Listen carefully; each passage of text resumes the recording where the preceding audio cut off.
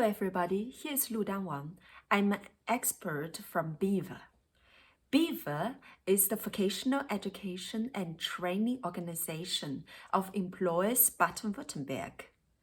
Baden-Württemberg is the southwest state of Germany. In today's module from our seminar Implementation of Dual Education and Training, I would love to talk about country-specific analysis of the situation to implement dual training. As you know, dual training is strong in Central Europe. This region of the world has its own specific history and current reality.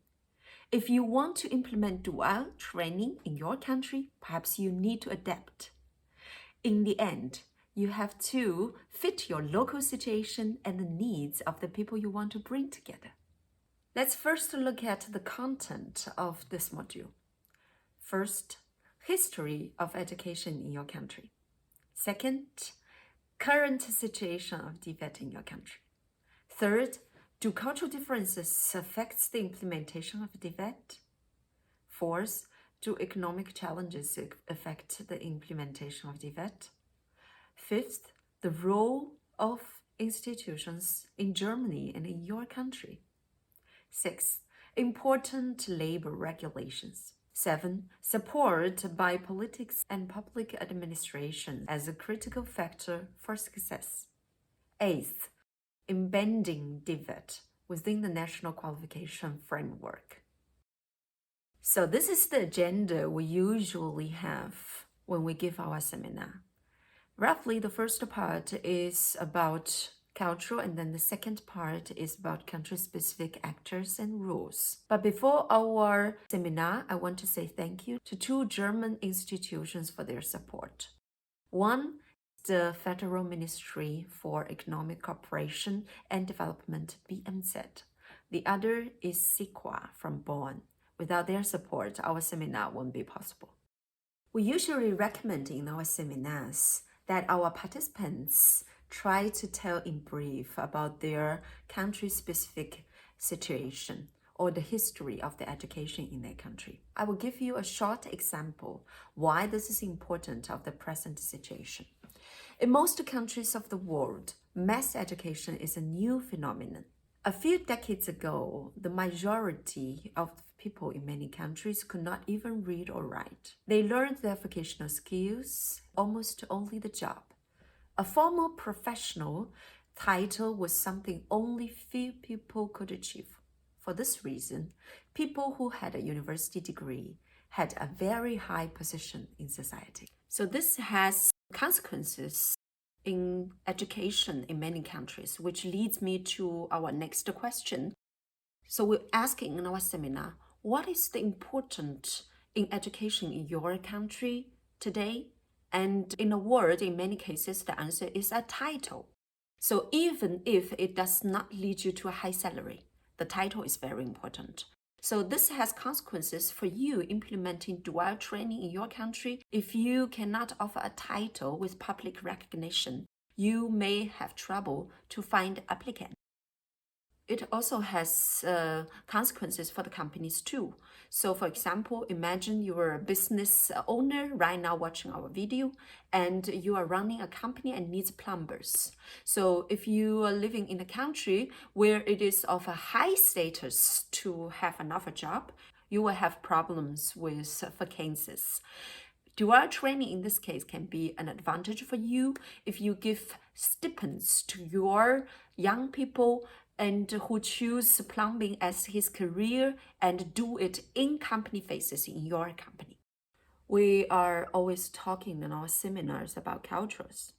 And in many cases, people are saying that the dual training cannot function if it is out of Central Europe because the culture there is different. But we don't know if it is an excuse.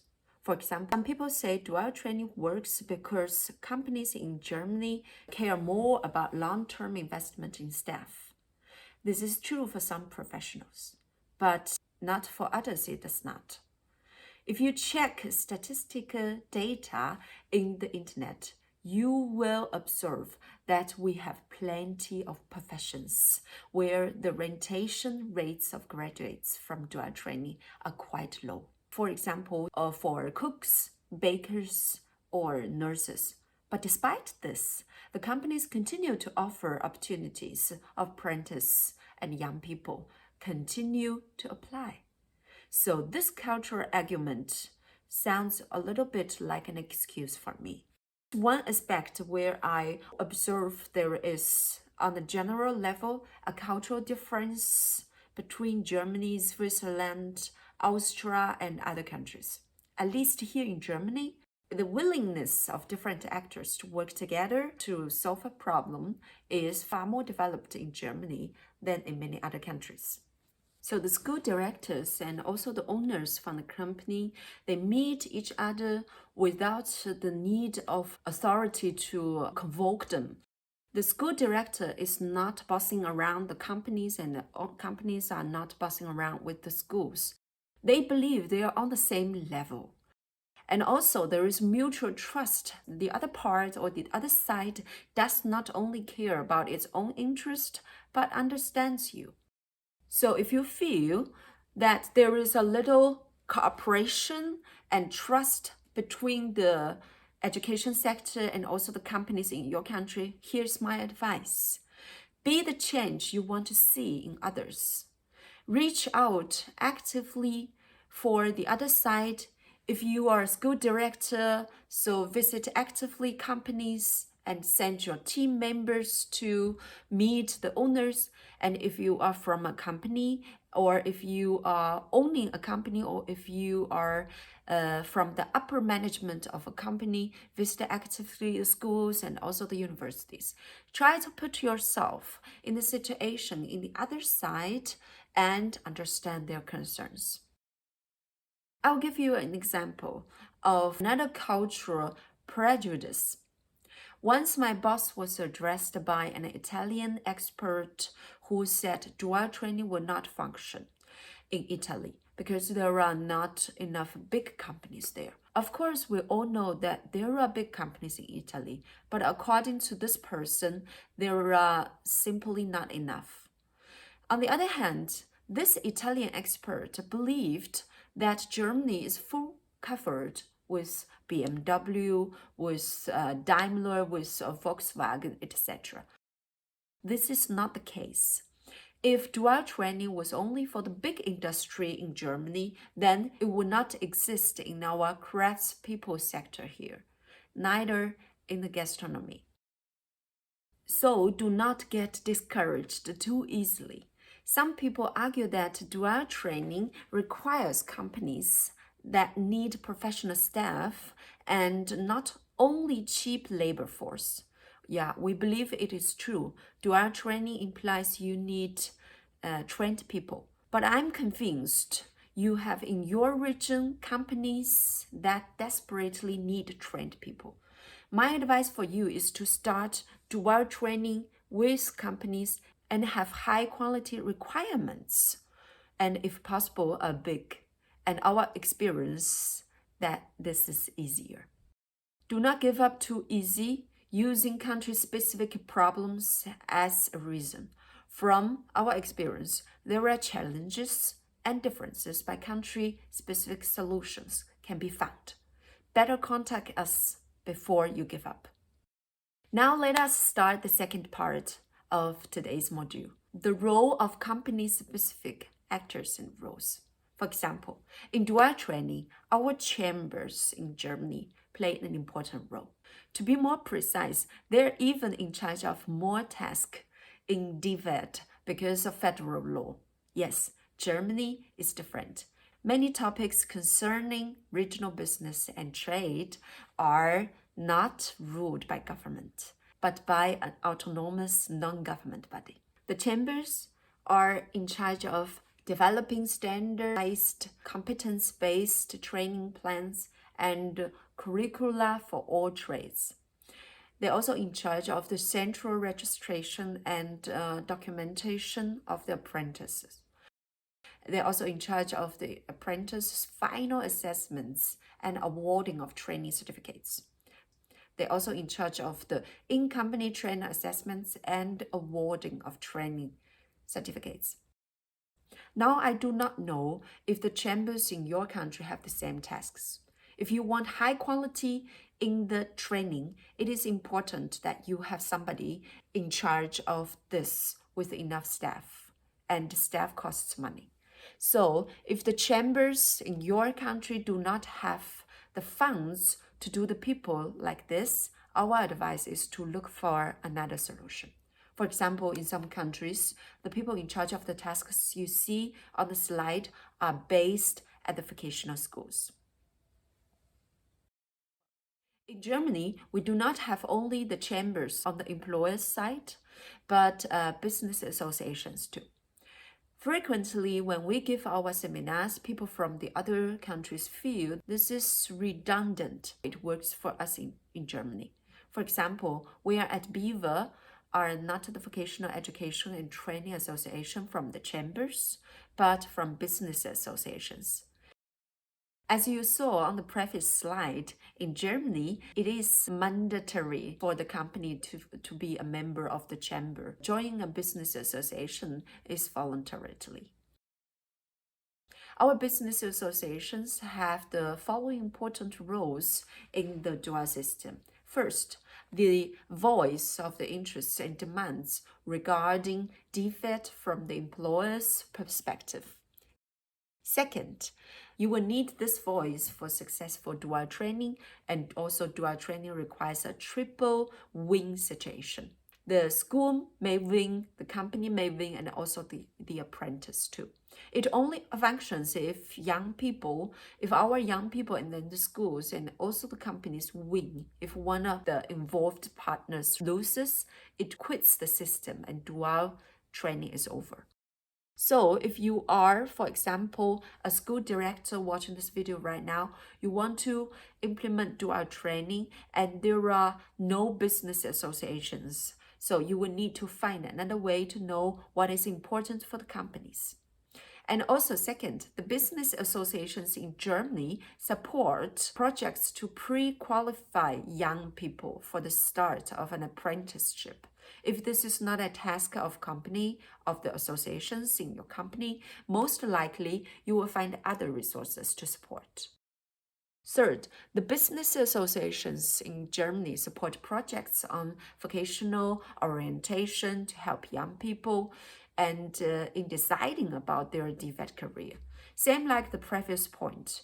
I do not know if business associations in your country do this. If they don't, it would be good that you find another solution for your contest.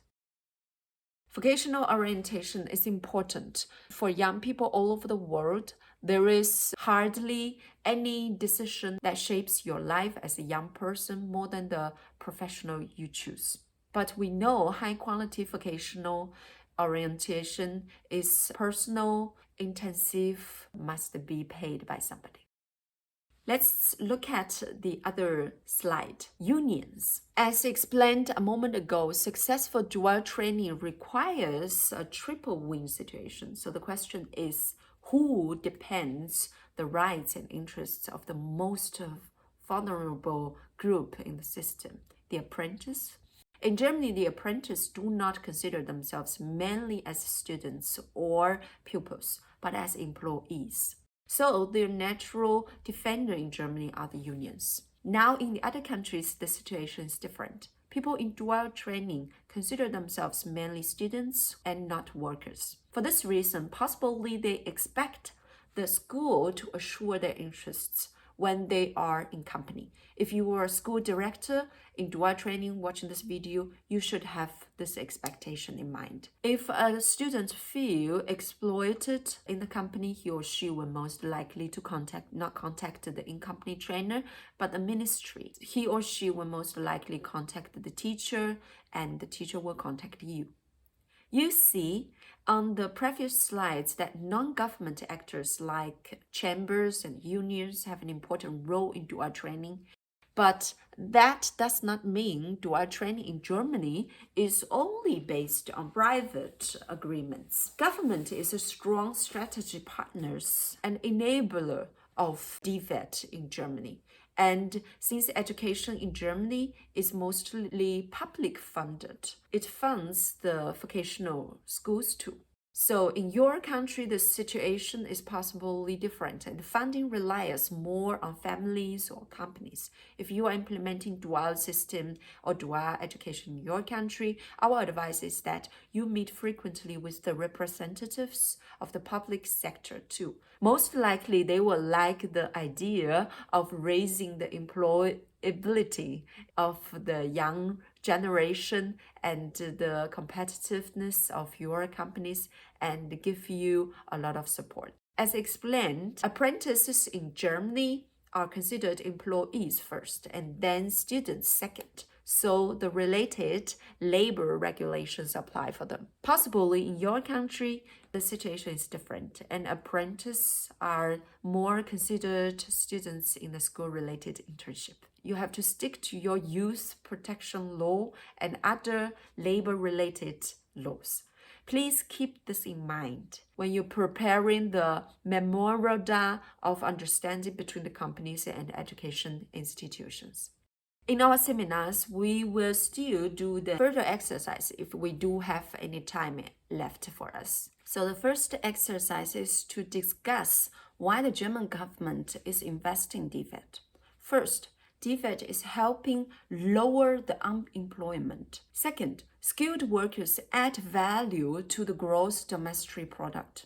Third, skilled workers pay more taxes.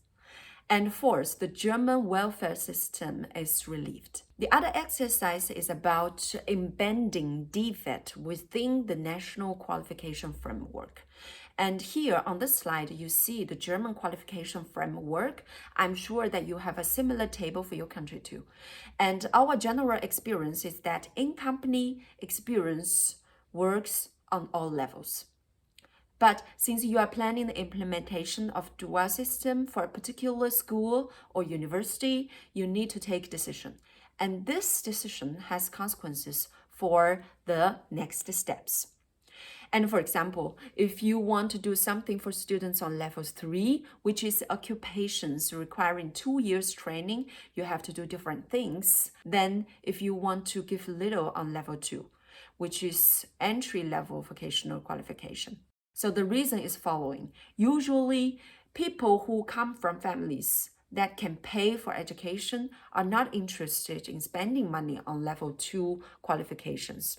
Companies are generally more willing to pay for longer dual training because it means that they can plan with apprentices or students for a long period. And this means if you are focusing on level 2, you will possibly need to rely on government funds or donors. If you want to give a title on level 3, it is more likely you will find families and companies to pay for your program depending on the trade. Here you see a slide that brings all actors mentioned in this exercise together. As you see, usually you need a project manager or coordinator to assure they keep cooperating. From our experience, this does not happen with someone's in charge. We will talk about this person in our future modules. So the questions we discuss with our participants are the ones below. First, why is it important to keep in touch and do networking? If it is so important, and why is not everybody doing this? How can I network better? So I hope this video was useful for you. If so, please feel free to give us a like. I wish you a lot of success in your activities. Bye.